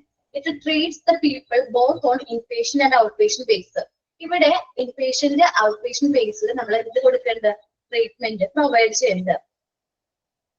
The biggest area of heart disease treated in coronary artery disease, example angina, coronary artery bypass grafting, in cardiovascular surgery, deals with the surgical treatment of the heart and blood vessels. അപ്പൊ സാധാരണ രീതിയിൽ ഇപ്പൊ പറഞ്ഞിരിക്കുന്ന അസുഖങ്ങളാണ് main ആയിട്ട് നമ്മുടെ എന്താണ് cardiology department treatment എടുക്കുന്നത്. ആൻജീനിയ എന്ന് പറയുന്നത് നെഞ്ചിൽ നിന്നും 4 ഭാഗത്തേക്ക് എന്ത് പോകുന്നുണ്ട്, പ്രത്യേകിച്ച് ഇടത്ത് തോളിലേക്ക് പെട്ടെന്ന്, നമ്മൾ സാധാരണ മലയാളത്തില് എന്ത് പറയും, ഹാർട്ട് അറ്റാക്ക് എന്നൊക്കെ പറയൂലേ, അല്ലെങ്കിൽ നെഞ്ചുവേദന എന്നൊക്കെ പറയില്ലേ. നമ്മുടെ നെഞ്ചിന്റെ ഈ ഭാഗത്ത് നിന്ന് ക്ലിയർ ആയിട്ട് പറയുകയാണെങ്കിൽ നെഞ്ചിന്റെ ഒരു ഭാഗത്ത് നിന്ന് 4 ഭാഗത്തു നിന്ന് ഒരു ഭയങ്കര വേദന അനുഭവപ്പെടും. എന്നിട്ട് നമ്മുടെ ഇടത്ത് സൈഡിലേക്ക് ആ വേദന, ഇടത്ത് ഷോൾഡറിലേക്ക് തോളിലേക്ക് ആ വേദന എന്ത് ചെയ്യും, ആ വേദന കയ്യിലേക്കും എന്ത് ചെയ്യും, മതി പെട്ടെന്നായിരിക്കും, മതി ഭയങ്കരമായിട്ടുള്ള പെയിൻ ആയിരിക്കും വരുന്നത്, ആ വേദന വരും, പെട്ടെന്ന് വ്യാപിക്കുകയും തോന്നുന്ന ഒരു പ്രത്യേക ഹൃദയ രോഗമാണ് ഏത്, ആൻജിനിയ പെട്രൈസ് എന്ന് പറയുന്നത്. കുറച്ച് ഹാർട്ട് അറ്റാക്കിന് പോലെ തന്നെയാണ് നമ്മുടെ ഹാർട്ടിന് 4 വശത്തു നിന്നും ഒരു വേദന നമുക്ക് അനുഭവപ്പെടും. അത് അധികം ടൈം ആവുന്നുണ്ട്, പെട്ടെന്ന് തന്നെ കുറച്ചുകൂടി പെട്ടെന്ന് എന്താവും, അത് വഷളാവുകയും അത് നമ്മുടെ ബാക്കിയുള്ള ഷോൾഡറിലേക്ക്, തോളുകളിലേക്ക് ആദ്യം പോവുകയും പിന്നെ നമ്മുടെ ഇടത് വശത്തേക്കാണ് മെയിൻ ആയിട്ട് അത് പോവാറ്. ഇടത് വശത്തേക്ക് അത് വ്യാപിക്കുകയും ചെയ്യുന്ന ഒരു അസുഖമാണ് ആൻജിനിയ എന്ന് പറയുന്നത്. അത് പെട്ടെന്ന് ഹാർട്ട് അറ്റാക്കിന്റെ ഫസ്റ്റ് ലക്ഷണം എന്നൊക്കെ നമ്മൾ പറയാറുണ്ട്. ഹാർട്ട് പെട്ടെന്ന് സ്റ്റോപ്പ് ആയി പോകും, ബ്ലഡ് സർക്കുലേറ്റ് ചെയ്യൂല, അപ്പൊ നമ്മുടെ ബ്രെയിൻ വർക്ക് ചെയ്യൂല, അങ്ങനെ കുറെ പ്രശ്നങ്ങൾ ഇതുവഴി വരാനുള്ള ചാൻസ് ഉണ്ട്. അപ്പൊ ശ്രദ്ധിക്കണം, ഇങ്ങനൊരു അസുഖമുണ്ട്. ഇനി കോർണറി ആർട്ടറി ബൈപ്പാസ് ഗ്രാഫ്റ്റിംഗ്, നമ്മൾ ബൈപ്പാസ് സർജറി എന്ന് പറഞ്ഞ് കേട്ടിട്ടുണ്ടോ, അല്ലെങ്കിൽ ഈ വലിയ വേർഡൊന്നും നമുക്ക് കേട്ടിട്ടുണ്ടാവില്ല. കോർണറി ആർട്ടറി ബൈപ്പാസ് ഗ്രാഫ്റ്റിംഗ് എന്നൊക്കെ പറഞ്ഞാൽ നമുക്ക് കേട്ടിട്ടുണ്ടാവില്ല. പക്ഷെ നമുക്ക് കേട്ടൊരു പേരുണ്ട്, ബൈപ്പാസ് സർജറി. ബൈപ്പാസ് കഴിഞ്ഞ് കിടക്കുകയാണ്, ഓപ്പൺ ബൈപ്പാസ് ആയിരുന്നു എന്നൊക്കെ പറഞ്ഞ് നമ്മൾ എപ്പോഴെങ്കിലൊക്കെ എവിടെയെങ്കിലൊക്കെ ഉണ്ടാവും. ഹൃദയത്തിലേക്ക് 3 പ്രധാന ധമനികളുള്ള തടസ്സങ്ങൾ നമ്മള് ആൻജിനിയോ ബൈപ്പാസ് അല്ലെങ്കിൽ ബൈപ്പാസ് സർജറി എന്ന് പറയുന്നത്. നമ്മുടെ ബ്ലഡിലേക്ക് ഫ്ലോ ചെയ്യുന്ന ആ ബ്ലഡില് കുഴലുകളുണ്ടല്ലോ, അതിലെവിടെയെങ്കിലും എന്തെങ്കിലും തടസ്സങ്ങൾ അനുഭവപ്പെട്ടിട്ടുണ്ടെങ്കിൽ, ഇപ്പൊ നമ്മുടെ ഡയബറ്റിക് ആയിട്ടുള്ള പേഷ്യൻസ് ഒക്കെ ആണെങ്കിൽ എന്തെങ്കിലും ഗ്ലൂക്കോസ് അങ്ങനെ എന്തെങ്കിലും കാരണം കൊണ്ട് അവിടെ എന്തെങ്കിലും തടസ്സം സംഭവിച്ചു, ബ്ലഡിന് ഫ്ലോ ചെയ്യാൻ പറ്റുന്നില്ല എന്നൊരവസ്ഥ വന്നു കഴിഞ്ഞാൽ നമ്മൾ എന്ത് ചെയ്യേണ്ടി വരും? ബൈപ്പാസ് സർജറി എടുക്കേണ്ടതായിട്ട് വരും. വൈദ്യശാസ്ത്രത്തിൽ നമ്മൾ കോറണറി ആർട്ടറി ബൈപ്പാസ് ഗ്രാഫ്റ്റിംഗ് എന്നറിയപ്പെടുന്ന ശസ്ത്രക്രിയയാണ് സാധാരണയായിട്ട് നമ്മൾ എന്ത് പറയണത്? ബൈപ്പാസ് സർജറി എന്ന് പറയുന്നത്. ഹൃദയത്തിലേക്കുള്ള രക്തധമനികളിലെ ബ്ലോക്ക് മാറ്റി രക്തയോട്ടം പുനഃസ്ഥാപിക്കുന്ന ഒരു ശസ്ത്രക്രിയ, ഒരു സർജറി ആണ് ഏത്? കോറണറി ആർട്ടറി ബൈപ്പാസ് ഗ്രാഫ്റ്റിംഗ് അല്ലെങ്കിൽ ബൈപ്പാസ് സർജറി എന്ന് പറയുന്നത്. ഞാൻ രണ്ട് കാര്യങ്ങൾ പറഞ്ഞു. ആന്റണിയ പറഞ്ഞു നമ്മുടെ നെഞ്ചിൽ നിന്ന് നമ്മുടെ ഇടത് ഷോൾഡറിലേക്കും ഇടത് തോളിലേക്കും പിന്നെ അത് നമ്മുടെ കൈയിലേക്കും പെട്ടെന്ന് അതിവേഗത്തിലുള്ള വേദന ബാധിക്കുന്ന ഒരു അസുഖമാണ് ഏത്? ആന്റണിയ പറഞ്ഞത്. പിന്നെ കോറണറി ബൈപ്പാസ് ഗ്രാഫ്റ്റിംഗ് പറഞ്ഞു. ബൈപ്പാസ് ഗ്രാഫ്റ്റിംഗ് തന്നെയാണ് സാധാരണ രീതിയിൽ ബൈപ്പാസ് സർജറി എന്ന് നമ്മൾ പറയാറ്. നമ്മുടെ ഹൃദയത്തിലേക്കുള്ള രക്തധമനികൾ ഉണ്ടല്ലോ, ആ ധമനികളിൽ എവിടെയെങ്കിലും ഒരു ബ്ലോക്ക് സംഭവിക്കും. അങ്ങനെ ബ്ലോക്ക് സംഭവിച്ചു കഴിഞ്ഞാൽ നമ്മുടെ രക്തയോട്ടം എന്ത് ചെയ്യും? തടസ്സപ്പെടും. അങ്ങനെ തടസ്സപ്പെട്ട് കഴിഞ്ഞാൽ അത് പുനഃസ്ഥാപിക്കണ്ടേ? പ്രോപ്പറായിട്ട് ബ്ലഡ് ഫ്ലോ ചെയ്യണ്ടേ? അതിന് വേണ്ടിയിട്ട് നമ്മൾ എന്ത് ചെയ്യും? ഒരു ശസ്ത്രക്രിയ ചെയ്യും. അതിനെയാണ് നമ്മൾ എന്ത് പറയുന്നത്? ബൈപ്പാസ് ഗ്രാഫ്റ്റിംഗ് എന്ന് പറയുന്നത്. കോറണറി ആർട്ടറി ബൈപ്പാസ് ഗ്രാഫ്റ്റിംഗ് അല്ലെങ്കിൽ ബൈപ്പാസ് സർജറി എന്ന് സാധാരണ രീതിയിൽ പറയും. ഇനി കാർഡിയോ വെസ്കുലാർ സർജറി ആണ്. Also refers as cardiac surgery. നമ്മുടെ കാർഡിയോ വെസ്കുലാർ സർജറിനെ ഷോർട്ട് ആയിട്ട് അല്ലെങ്കിൽ നമ്മൾ പറയാറുണ്ട് കാർഡിയാക് സർജറി അല്ലെങ്കിൽ ഹാർട്ട് സർജറി എന്നൊക്കെ പറയാറുണ്ട്. Describe any surgical procedure that involves the heart or blood vessels that carry blood to and from the heart. നമ്മുടെ ഹാർട്ടിലേക്ക് ബ്ലഡ് വരുന്ന ആ വെസൽസിലോ അല്ലെങ്കിൽ ഹാർട്ടിൽ നിന്ന് ബ്ലഡ് പോകുന്ന വെസൽസിലോ എന്തെങ്കിലും തകരാറുകൾ സംഭവിക്കണമെങ്കിൽ നമ്മുടെ ഹാർട്ട് റിലേറ്റഡ് ആയിട്ട് എന്തെങ്കിലും പ്രശ്നങ്ങൾ ഉണ്ട്, നമ്മുടെ ഹാർട്ടിന് എന്തെങ്കിലും പ്രശ്നം ഉണ്ടെങ്കിൽ ബ്ലോക്ക് അങ്ങനെ എന്തെങ്കിലും കാര്യങ്ങൾ ഉണ്ടെങ്കിൽ അങ്ങനെ എന്തെങ്കിലും തടസ്സങ്ങൾ ഉണ്ടെങ്കിൽ അത് മാറ്റാൻ വേണ്ടി ചെയ്യുന്ന സർജറിനെയാണ് cardiovascular surgery, cardiac surgery, heart surgery എന്ന് പറയുന്നത്. 3 പേര് പറഞ്ഞു ഞാനിവിടെ. ഏതൊക്കെയാണ്? Cardiovascular surgery, cardiac surgery, heart surgery. ഇത്രയുമാണ് നമ്മൾ ഇവിടെ പറയുന്നത് മെയിൻ ആയിട്ടുള്ള അസുഖങ്ങൾ കേട്ടോ. നോക്കി. And the biggest area of the heart disease treated in coronary artery disease, example, angina, coronary artery bypass grafting, cardiovascular surgery, deals with surgical treatment of heart and blood vessels. Heart to blood vessels ആയിട്ട് relate ചെയ്യുന്ന അസുഖങ്ങൾക്കുള്ള treatment ആണ് ഇവിടെ. അങ്ങനത്തെ surgical ആയിട്ടുള്ള ട്രീറ്റ്മെന്റിനെയാണ് cardiovascular surgery, heart surgery, cardiac surgery എന്ന് പറയുന്നത്. Next cardiac surgery involves procedures like bypass surgery. നമ്മൾ ബൈപ്പാസ് സർജറിക്കുള്ള പ്രൊസീജിയർ പോലെ തന്നെയാണ് കാർഡിയാക് സർജറിക്കുള്ള പ്രൊസീജിയേഴ്സ്. ഇതിൽ വരുന്നത് വെച്ചിട്ടുണ്ടെങ്കിൽ എക്സാമ്പിൾസ് ആണ് പറയുന്നത്. ഈ സർജറി എപ്പോഴൊക്കെ ചെയ്യുന്നത്? Valve repairs and valve replacement. നമ്മളെ എന്താണ് വാൽവുകൾ ഉണ്ട്, നമ്മളുടെ ഹാർട്ടിലെ വാൽവുകൾ മാറ്റി സ്ഥാപിക്കാം. അത് ചിലപ്പോൾ എന്തെങ്കിലും ഇൻഫെക്ഷനോ അല്ലെങ്കിൽ എന്തെങ്കിലും കംപ്ലൈന്റ് ഒക്കെ വരുമ്പോൾ നമ്മൾ എന്ത് ചെയ്യാറുണ്ട്? ഒരു ഓപ്പൺ ഹാർട്ട് സർജറി നടത്തിയിട്ട് നമ്മുടെ വാൽവുകൾ പുനഃസ്ഥാപിക്കാറുണ്ട്. വാൽവ് റിപ്പയർ ആണെങ്കിൽ അത് റിപ്പയർ ചെയ്യും, റീപ്ലേസ് ആണെങ്കിൽ വാൽവ് എന്ത് ചെയ്യും? റിപ്ലേസ് ചെയ്യാറുണ്ട്. അങ്ങനത്തെ സർജറീസ് ഒക്കെ ഏത് കാറ്റഗറിയിൽ വരും? കാർഡിയാക് സർജറിയുടെ കാറ്റഗറിയിൽ വരും. And surgery for congenital defects. ചില കുഞ്ഞി കുട്ടികളുണ്ടല്ലോ, ജനിച്ച ഉടനെ നവജാത ശിശുക്കൾ, അവർക്ക് വരുന്ന ഹാർട്ട് സർജറി. ചിലവർക്ക് ഹാർട്ടിന് വാൽവിന് പ്രശ്നമായിട്ട് ജനിക്കുന്ന കുട്ടികളുണ്ടാവും. അവർക്ക് വേണ്ടിയുള്ള ട്രീറ്റ്മെന്റും ആര് പ്രൊവൈഡ് ചെയ്യാറുണ്ട്? കാർഡിയാക് സർജറി ചെയ്യാറുണ്ട്. Vascular deals with disease of blood vessel. Vascular എന്ന് പറയുമ്പോൾ തന്നെ അത് രക്തക്കുഴലുകളായിട്ട് റിലേറ്റ് ചെയ്യണം ട്രീറ്റ്മെന്റ്. ഡിസീസിനുള്ള സർജറിയും കാർഡിയാക് സർജറിയിൽ ഇൻക്ലൂഡഡ് ആണ്. കൂടാതെ പേസ് മേക്കർ നിങ്ങൾ കേട്ടിട്ടുണ്ടോ? പേസ് മേക്കറിനെ കുറിച്ച് കേട്ടിട്ടുണ്ടോ? എപ്പോഴെങ്കിലും പേസ് മേക്കറിനെ കുറിച്ച് നിങ്ങൾ എപ്പോഴെങ്കിലും കേട്ടിട്ടുണ്ടാവും. അല്ലെങ്കിൽ നമ്മുടെ അറിവിൽ ആരെങ്കിലും പേസ് മേക്കർ യൂസ് ചെയ്യണത് ആരെങ്കിലും നിങ്ങളുടെ അറിവിൽ ഉണ്ടാവും. പേസ് മേക്കർ യൂസ് ചെയ്യുന്ന ആരെങ്കിലും ഉണ്ടോ? അല്ലെങ്കിൽ അറിവിലുള്ളവരുണ്ടോ? ഓക്കെ.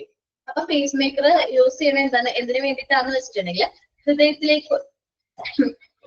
ഇടുപ്പ് ഉണ്ടല്ലോ, ഹൃദയത്തിന്റെ നിരക്ക് നമ്മൾ ആ ഹാർട്ട് ബീറ്റില് കുറവുള്ളപ്പോ രോഗികളുടെ ഹൃദയ പേശിയിലേക്ക് ഇലക്ട്രിക്കലായിട്ട് നമ്മൾ എന്ത് ചെയ്യും? ഇലക്ട്രിക്കൽ തരംഗങ്ങൾ എന്ത് ചെയ്യും?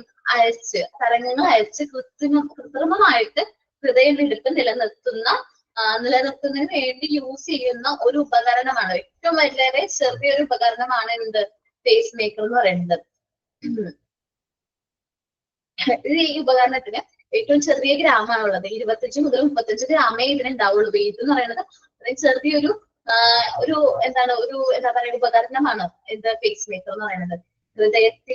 ഹൃദയ നിരക്ക് കുറയുമ്പോൾ സാധാരണ ഹാർട്ട് ബീറ്റ് എത്രയാണ് വേണ്ടത് അതിൽ നിന്ന് കുറയുമ്പോൾ സാധാരണയായിട്ട് നമ്മൾ പേസ് മേക്കർ എന്ത് ചെയ്യണത് ഇൻസ്റ്റാൾ ചെയ്യണത്.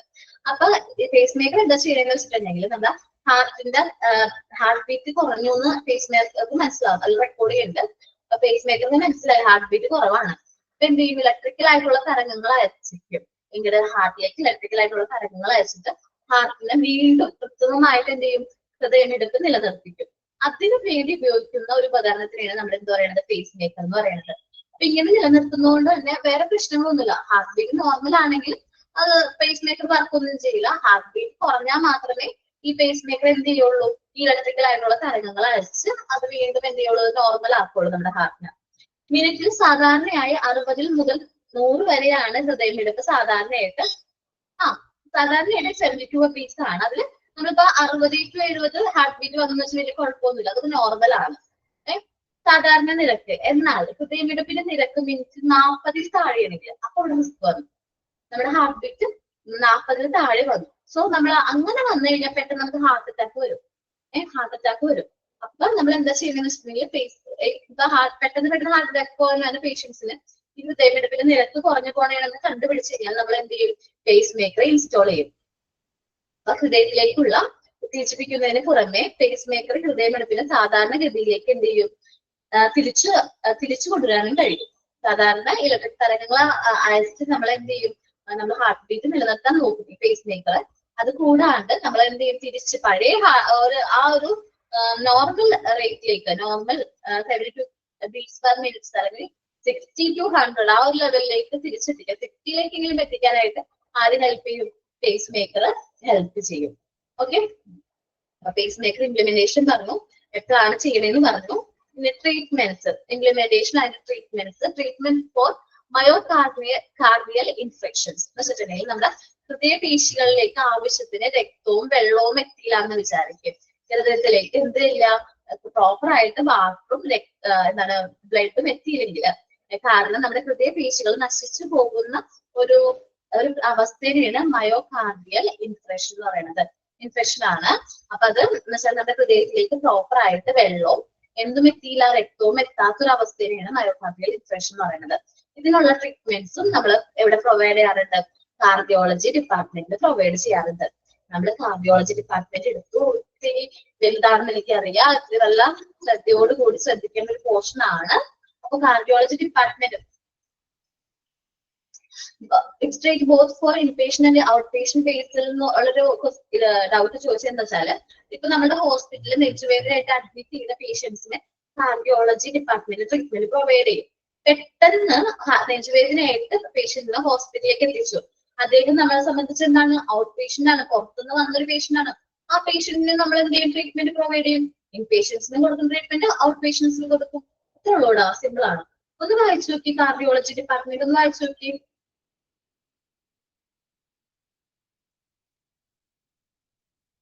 1 minute.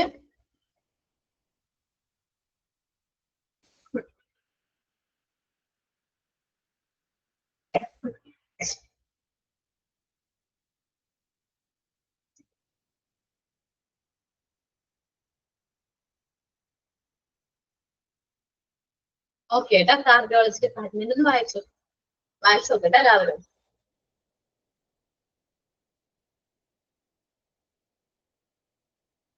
മയോകാർഡിയൽ എന്ന് വെച്ചിട്ടുണ്ടെങ്കിൽ നമ്മുടെ ഹാർട്ടിലേക്ക് ബ്ലഡും അതേപോലെ പ്രോപ്പർ ആയിട്ട് വെള്ളവും ആവശ്യത്തിന് എത്തിയില്ല എന്ന് വിചാരിക്കുക. അപ്പൊ നമ്മുടെ ഹൃദയത്തിന്റെ പേശികൾ ഉണ്ടല്ലോ, ഹൃദയപേശികൾ നശിച്ചു പോകും.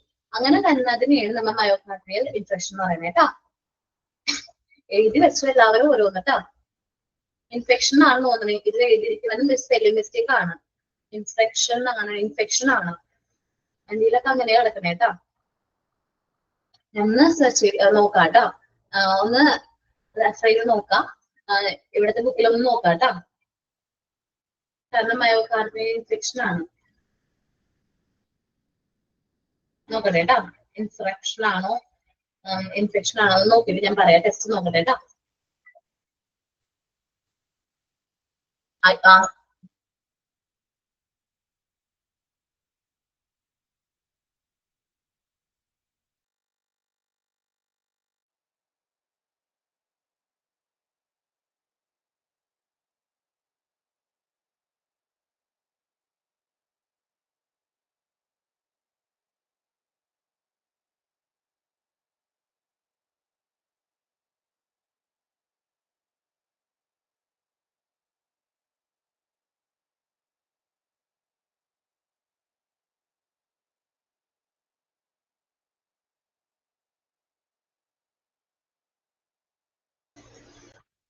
ഓക്കെ കേട്ടാ, ഇൻഫ്രാക്ഷൻ ആണ്. INFARCTION എന്നാണ്, ഇൻഫ്രാക്ഷൻ ആണ്. ഓക്കെ, അത് മിസ്റ്റേക്ക് ഇല്ല, കറക്റ്റ് ആണ്. ഞാൻ ആ പ്രൊനൗൺസ് ചെയ്തതിന്റെ പ്രശ്നമാണ്, ഒന്ന് അഡ്ജസ്റ്റ് ചെയ്തേക്ക്. ഹാർട്ട് അറ്റാക്ക് അങ്ങനെയല്ല മോനെ. മയോകാർഡിയൽ ഇൻഫ്രാക്ഷൻ പറഞ്ഞിട്ടുണ്ടെങ്കിൽ നമ്മള് ഇൻഫ്രാക്ഷൻ നമ്മുടെ ഹൃദയപേശിയിലേക്ക് പ്രോപ്പർ ആയിട്ട് എത്തിച്ചേരാനുള്ള ബ്ലഡും രക്തവും എത്തിച്ചേരാണ്ട് വരുമ്പോൾ നമ്മുടെ ആ പേശികൾക്ക് വരുന്ന നശിച്ചുപോണ ആ ഒരു പ്രോസസ്സിനെയാണ് പറയുന്നത്. സിംറ്റംസ് ഒക്കെ ഏകദേശം കറക്റ്റ് ആണ്. ഹാർട്ട് അറ്റാക്ക് ആയിട്ട് റിലേറ്റ് ചെയ്യുന്ന സിംറ്റംസ് ആണ് വന്നത്. ഹാർട്ട് അറ്റാക്ക് എന്ന് പറയുമ്പോൾ നമ്മൾ നേരത്തെ പറഞ്ഞതാണ്, നമ്മുടെ എന്താ പറയാ, ആ ഒരു പെട്ടെന്ന് ഹാർട്ട് സ്റ്റോപ്പ് ആയി പോണേനെയാണ് നമ്മൾ എന്ത് പറയുന്നത്, ഹാർട്ട് അറ്റാക്ക് എന്ന് പറയുന്നത്. ഹാർട്ടിന്റെ ഫംഗ്ഷൻ ഫുൾ ആയിട്ട് സ്റ്റോപ്പ് ചെയ്ത് പോകും, അതിനെയാണ് ഹാർട്ട് അറ്റാക്ക് എന്ന് പറയുന്നത് കേട്ടോ. ഗ്രാഫ്റ്റിംഗ് പറയണോ അല്ലെ?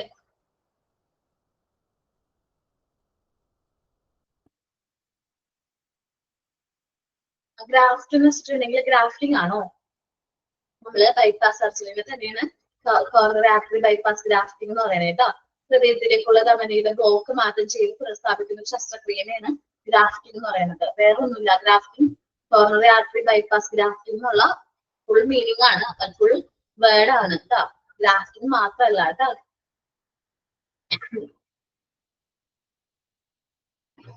ഹൃദയമായിട്ട് റിലേറ്റ് ചെയ്യുന്ന അസുഖങ്ങള്, ഹൃദയവുമായിട്ട് റിലേറ്റ് ചെയ്യുന്ന അസുഖങ്ങളെയാണ് നമ്മൾ കോർണറി ആർട്ടറി ഡിസീസ് എന്ന് പറയുന്നത്. രക്തധമനികളും ഹൃദയവുമായിട്ട് റിലേറ്റ് ചെയ്യുന്ന അസുഖങ്ങൾ കേട്ടോ.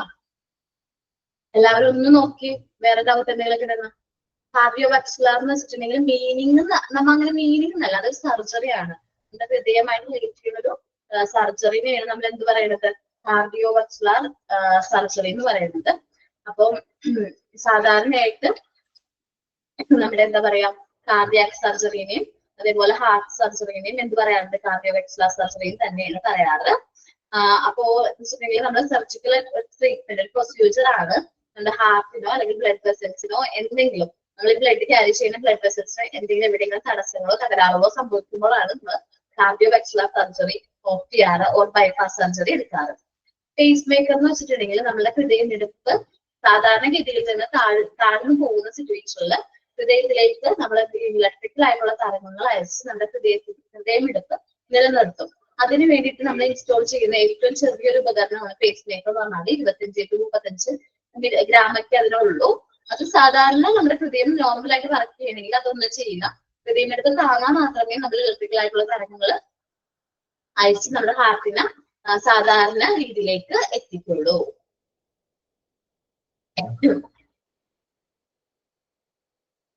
വായിച്ചു എല്ലാവരും? കാണില്ല.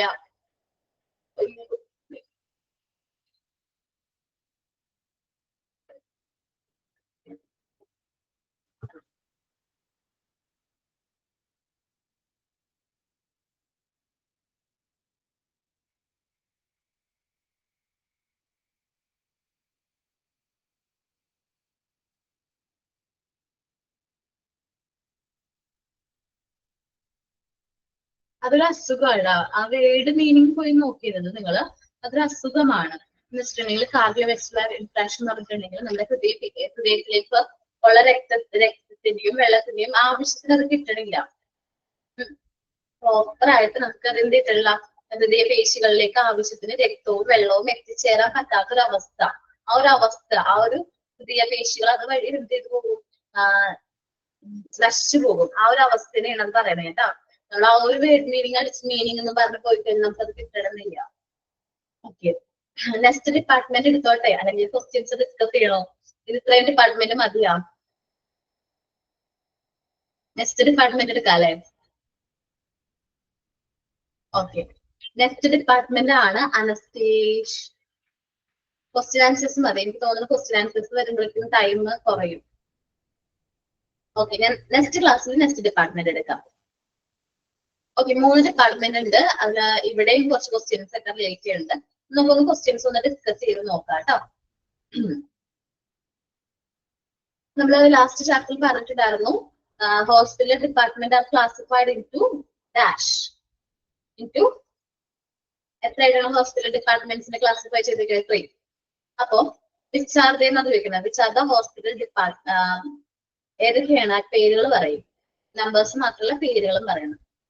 മൂന്നെണ്ണം കൊടുത്തിട്ടുണ്ട്. എന്നിട്ട് എന്ത് ചെയ്യും? ഓൾ ഓഫ് ദി അബോവ് കൊടുക്കുകയാണെങ്കിൽ hospital departments are medical department, supportive department, administrative department and all of the above എന്നാണ് വിചാരിക്കുക.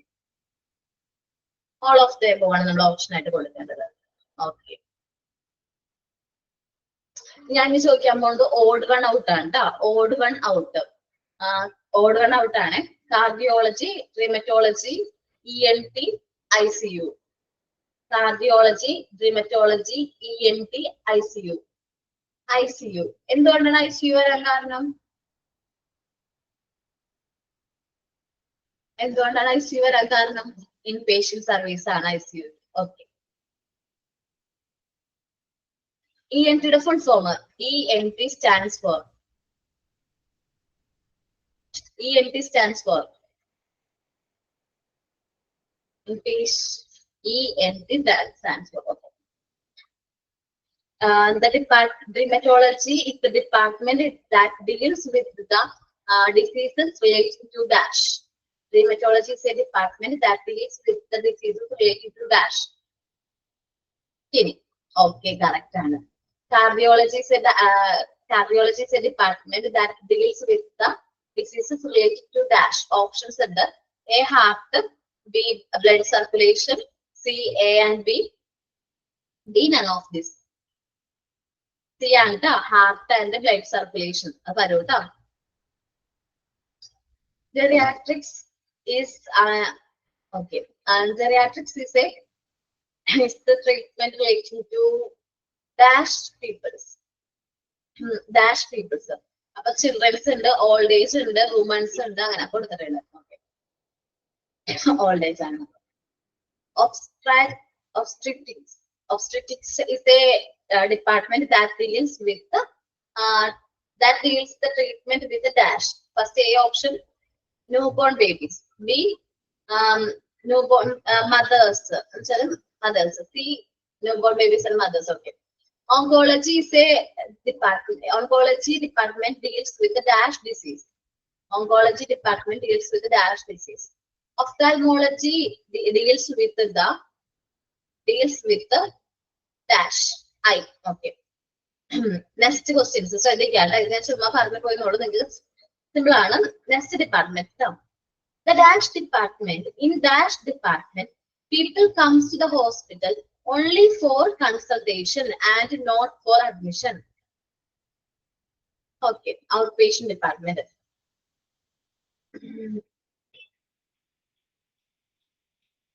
The patient seek medical advice in outpatient department. In outpatient department, patients seek medical advice from a medication for them to take for dash. Take for dash. Outpatient departments meditation medical advice meditation for dash certain period of time. Okay, certain period of time. In outpatient department, the patients are asked. The patients then asked to come back for dash. In outpatient department, the patients are asked to come back for dash. Follow up. Okay. The patient treatment within the boundaries of the hospital lasts only for dash. Dash only. Dash lasts only for dash. 1 day. A day എന്നുള്ളത് correct ആയിട്ട് എഴുതണം. A day എന്ന് correct ആയിട്ട് എഴുതണം. Outpatient runs for dash during the day. Dash during the day. Outpatient ആണ് 24 hours ആണ് എന്റെ പിള്ളേര്. Specific time during the day. Specific time during the day. 24 option ഉണ്ടാവും. നമ്മൾ ആ സ്പെസിഫിക് ടൈം തന്നെ എടുക്കണം. Dash doctors are usually appointed to handle outpatient department. Dash doctors are appointed to handle outpatient department. Okay, consultation. Casualty and emergency department is also known as dash. Casualty and emergency department is also known as dash.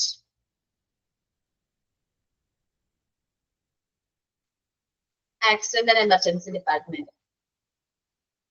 this department work around this department work dash hours a day 24 hours around the clock എന്നുണ്ടെങ്കിൽ around the clock കൊടുക്കുക.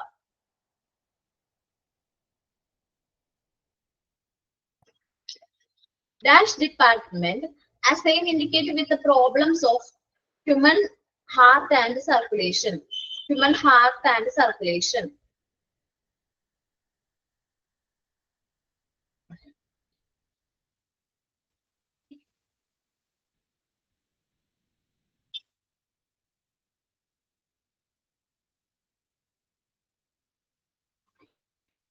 In which department treat the people both on an inpatient and outpatient basis? In which department the people of both an inpatient and outpatient basis? Cardiac. The following are the biggest area of diseases biggest areas of heart disease. Biggest area of heart disease. Options in the heart related ആയിട്ടുള്ള areas ഏതാണെന്ന് ചോദിച്ചിരിക്കുന്നത്. Option ഉണ്ട് coronary bypass grafting, cardiovascular surgery, angina, and all of the above. All of the above.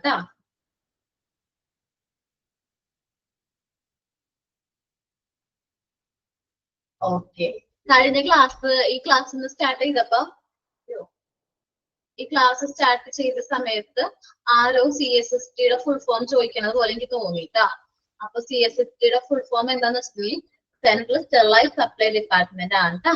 എന്താണ് central സ്റ്റെറിലൈറ്റ് supply department. നമുക്കതൊരു ഒരു chapter ആയിട്ട് പഠിക്കാനുണ്ട്. അത് ഞാൻ തന്നെയാണ് എടുക്കുന്നത്. ജെറിയാട്രിക്സ് എന്ന് വെച്ചിട്ടുണ്ടെങ്കിൽ നമ്മള് വയോജനങ്ങൾക്ക് വേണ്ടിയിട്ടുള്ള ട്രീറ്റ്മെന്റ് പ്രൊവൈഡ് ചെയ്യൂലേ, അതാണ് ജെറിയാട്രിക്സ് എന്ന് പറയുന്നത് കേട്ടോ. സെൻട്രൽ സ്റ്റെറിലൈറ്റ് സപ്ലൈ ഡിപ്പാർട്ട്മെന്റ് ആണ്. വേറെ എന്തെങ്കിലും ഡൗട്ട് ഉണ്ടോ? ഇന്നത്തെ ക്ലാസ് ക്ലിയർ ആണോ? എന്തെങ്കിലും ഡൗട്ട് ഉണ്ടോ? ക്ലിയർ ആണോ പിള്ളേരെ?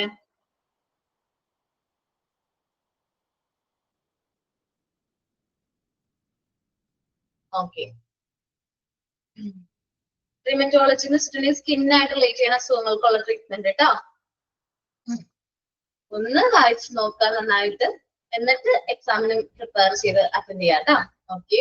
അപ്പൊ ഞാൻ മൈൻഡപ്പ് ചെയ്യാണ്, നെക്സ്റ്റ് ഡിപ്പാർട്ട്മെന്റിലേക്ക് പോയില്ല.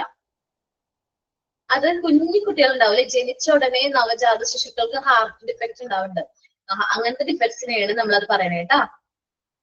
ഓക്കെ. അപ്പൊ താങ്ക് യു. റിമറ്റോളജി ആണ് സ്കിന്നായിട്ട് റിലേറ്റ് ചെയ്യുന്നത് കേട്ടോ. Thank you all.